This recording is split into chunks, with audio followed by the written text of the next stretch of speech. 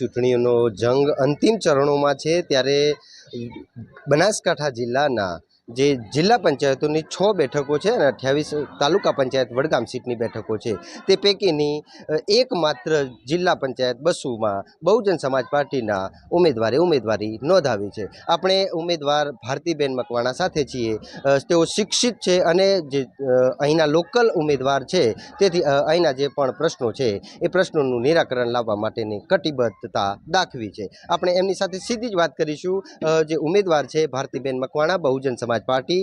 બેન, શું કહેશો આ જે તમે ઉમેદવારી નોંધાવી છે બહુજન સમાજ પાર્ટીમાંથી, તો બહુજન સમાજ પાર્ટીમાંથી જે ઉમેદવારી નોંધાવી છે જીતની કેટલી આશા વ્યક્ત કરો છો?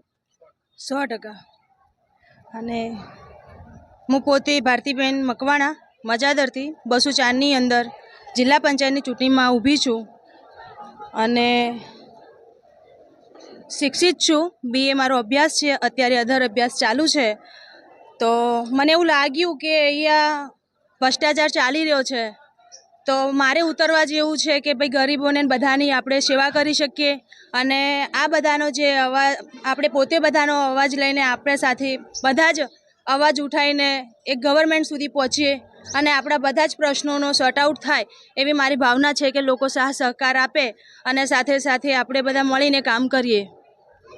આપ તમારા જે વિસ્તાર છે એમાં તમને કેવો પ્રતિસાદ મળી રહ્યો છે? બહુ સરસ મળે છે અને આ જ પ્રતિસાદ અમને કાયમ માટે મળી રહે એવી ભાવના રાખું છું।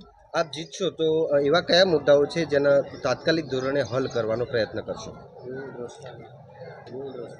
રોડ રસ્તા, આ જે ગટરો લાઈન છે જે આપણે આજુબાજુ જોઈએ છીએ ત્યાં કોઈ કશું કામ થતું નથી અને આ બધું જોઈને જ હું આ પગ મૂક્યો છે આની અંદર કે બને ત્યાં સુધી આપણે બધા જ ભેગા થઈને કામ અને ગવર્મેન્ટ સુધી પહોંચીએ અને આ બધું કામ કરાવીએ।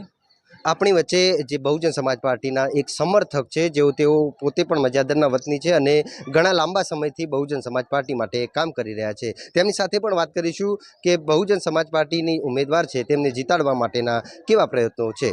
શું કહેશો કાકા, બહુજન સમાજ પાર્ટીએ એક ઉમેદવાર ઉતાર્યો છે, 6 જિલ્લા પંચાયત સીટો છે અને 28 તાલુકા પંચાયત સીટો છે, તે પૈકીની એક સીટ માટે ઉમેદવારી નોંધાવી છે। ઉમેદવાર પર કેટલો વિશ્વાસ છે અને જીતની કેટલી આશા વ્યક્ત કરો છો? હું મજાદર ગામના ભેમાભાઈ કચરાભાઈ સોલંકી, હું બહુજન પાર્ટીનો સમર્થક છું અને હું આ જિલ્લામાં ફરું છું, એક સોશિયલ વર્કર પણ છું। આ જિલ્લામાં ફરું છું તો લોકોનો કામ જે અહીં પંચાયતોમાંથી લઈને અધ્યર જાય છે પણ અધ્યર કોઈ એમનો કામ ઉપર પકડવાવાળું હોતું નથી।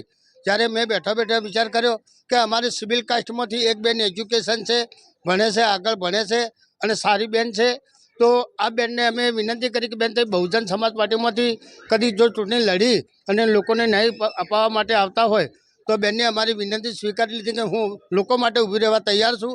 માટે 200 જિલ્લા પંચાયત એવી છે કે જેનો કોઈ રણીધણી નથી। જે ગરીબોના અમુક લોકો છે પણ એ પૈસાવાળાની વાત આપણે પણ ગરીબોની વાત કોઈ ઓભળવાવાળું નથી। પૈસાવાળાની વાત છે દિલ્હી પહોંચાડે છે પણ ગરીબોની વાત છે જિલ્લા પંચાયત સુધી પહોંચતી નથી। માટે આ બેનને અમે સાથ સહકાર આપી અને જો ગરીબોની વાત છે દિલ્હી અને ગાંધીનગર સુધી પહોંચાડવા માટે આ બેનને અમે સમર્થન કરીએ।